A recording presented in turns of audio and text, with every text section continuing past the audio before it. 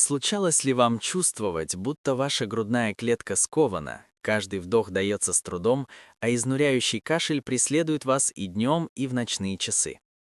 Многие полагают, что после 50 лет такие симптомы – неизбежная плата за возраст, и начинают бездумно поглощать аптечные сиропы, таблетки и использовать ингаляторы. Однако существует один незаслуженно забытый способ, действующий на глубоком физиологическом уровне. Он позволяет уже спустя одну ночь ощутить невероятную легкость и вернуть способность дышать полной грудью. Этот метод активно применялся еще в советские времена и десятилетиями доказывал свою эффективность. В финале моего повествования я раскрою ключевой секрет, почему этот подход дает столь стремительный результат и почему современные люди часто игнорируют его мощь. В зрелом возрасте наша дыхательная система становится более хрупкой, эластичность тканей бронхов падает, защитная слизистая пересыхает, а механизмы самоочищения замедляются. Даже банальный насморк или легкая аллергия могут привести к накоплению плотной слизи, которая перекрывает доступ к кислороду.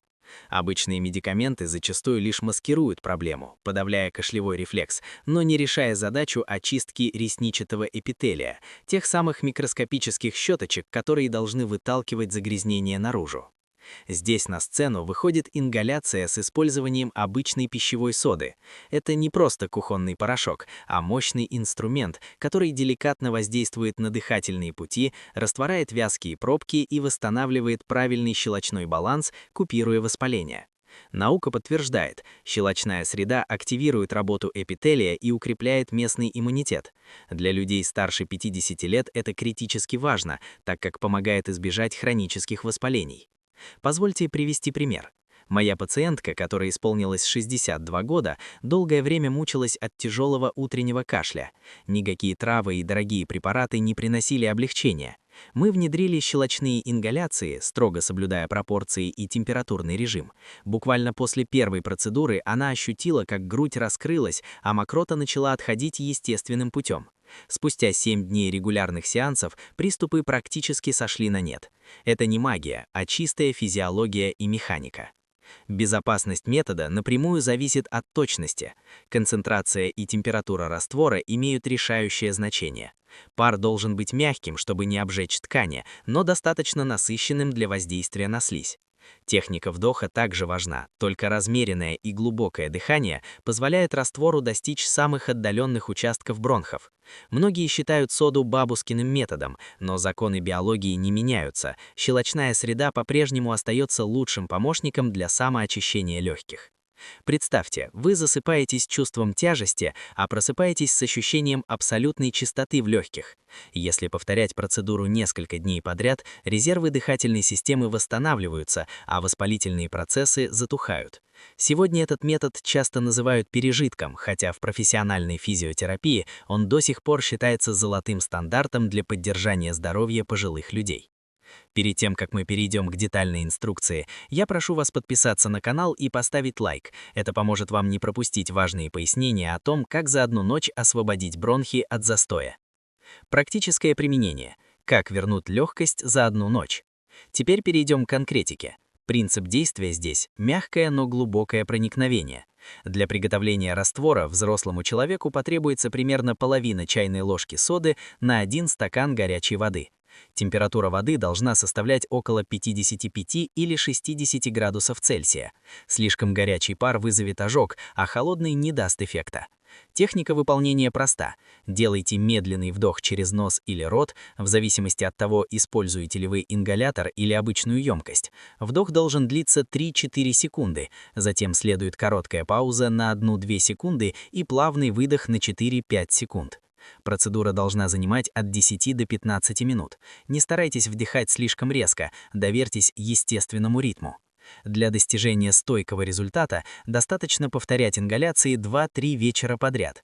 Важно также следить за влажностью в помещении. Сухой воздух делает слизь густой, поэтому работающий увлажнитель или просто мокрое полотенце на радиаторе усилят эффект. Вспомним другого пациента, мужчину 58 лет с хроническим бронхитом. После вечерней ингаляции, половина ложки соды на стакан воды, 12 минут дыхания, он уже на следующее утро отметил, что дышать стало значительно легче. Через 3 дня мокрота начала отходить без усилий, и утренние мучения прекратились. Сода просто растворила клей, мешавший легким работать. Маленький совет. После процедуры сделайте легкую разминку грудной клетки или неспешно пройдитесь по теплой комнате. Это улучшит циркуляцию кислорода. И снова прошу вас поддержать канал подпиской и лайком, чтобы мы могли разобрать, как закрепить этот успех на долгие годы. Закрепление результата. Комплексный подход. Очистка легких – это не разовая акция, а система. Чтобы эффект от ингаляции не исчез, нужно обратить внимание на микродетали. В зрелом возрасте слизистая быстро теряет влагу. Если воздух в спальне сухой, работа ресничек замедляется на 30–40%. Используйте солевые спреи для носа и следите за влажностью воздуха. Это база, без которой легкие будут забиваться снова. Добавьте к этому простую дыхательную гимнастику – 5 или 7 минут в день. Медленный вдох на 4 секунды, задержка на 2 и выдох на 6 секунд. Это активирует нижние отделы легких, где чаще всего застаивается слизь. Сочетание щелочного пара и таких упражнений создает мощный механизм самоочищения. Важную роль играет и внутреннее состояние организма. С возрастом окислительные процессы ускоряются, поэтому легким нужна антиоксидантная поддержка. Витамины группы С и Е, цинк, селен и магний – ваши главные союзники. Включайте в рацион больше овощей, орехов и фруктов. Также не забывайте пить достаточно чистой воды, примерно 1,5–2 литра в день. Вода разжижает мокроту изнутри, делая ингаляции в разы эффективнее.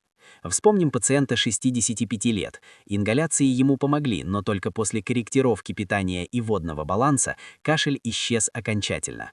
Все элементы – ингаляция вечером, гимнастика утром, увлажнение ночью и правильный рацион – должны быть связаны в одну цепочку. В советские времена ценилась именно системность, и в этом кроется главный секрет долголетия. Укрепление защиты и профилактика.